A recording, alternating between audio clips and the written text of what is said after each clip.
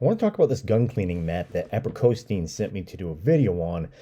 First things first, right out of the box, I'm impressed with the quality of this. You see some that are really thin, almost paper thin. This has got some heft to it, which is great. It's going to be great, one, for keeping your firearm parts in one spot, and it's going to be great for reducing any damage that can happen to the firearm or the table underneath. We all want to have a dedicated table to work on our firearms, but sometimes it's a kitchen table, sometimes it's a coffee table. This is going to help protect everything. Right there, you've got some triangle hangers, which are great. Right at the bottom, you have a ruler, which will be helpful.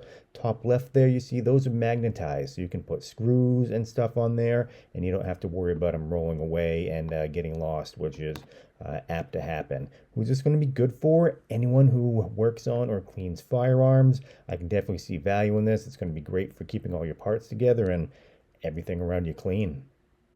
If you'd like to pick up one for yourself or one as a gift, click on the link in the description below.